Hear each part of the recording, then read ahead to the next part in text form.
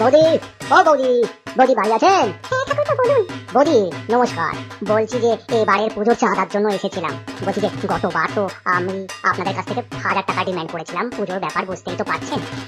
এবার কি 500 টাকা বাড়িয়ে চাঁদা করবো? ঠাকুরপো এবার তো আমি চাঁদা দিতে পারবো না। কিন্তু কেন? বাড়িতে অসুখ চলছে তো। অসুখ? কেন, কি হয়েছে? আমার বোন মারা গেছে। বোন মারা গেছে? আপনার তো বোন আছে বলে আমি জানতাম না। হ্যাঁ, আপনি করে যে মেয়েটা মারা গেল সেটা আমার বোন হয়, শুধু আমার কেন, সারা পাড়া সারা দেশের বোন। তো আমাদের তো এখন অসুখ চলছে, আমি এবার ছেড়ে চাঁদাটা দিতে পারবো না। আর যতদিন না আমি ন্যায় পাচ্ছি, আমার বোনের জন্য সঠিক বিচার পাচ্ছি, ততদিন আমাদের বাড়িতে অসুখ চলবে। তো চাঁদাটা আমি দিতে পারবো না। কিন্তু যদি বিচার পায়, আমার বোন যদি সত্যি বিচার পায়, যদি তার খুনি ধর্ষকরা ধরা পড়ে, তখন 1000 কেন, আমি 5000 দিতেও রাজি আছি। ও মানে তো তাহলে পুজোর চাঁদাটা কেন? অনুদান অনুদান তো নিশ্চয়ই পেয়েছেন আপনারা। সেই অনুদান দিয়ে এবারের পুজোটা আপনারা সারুন। চাঁদা আমার তরফ থেকে তো পাবেনই না। আশা করি আরো মা বোনেরাও চাঁদা দিতে অস্বীকার করবে।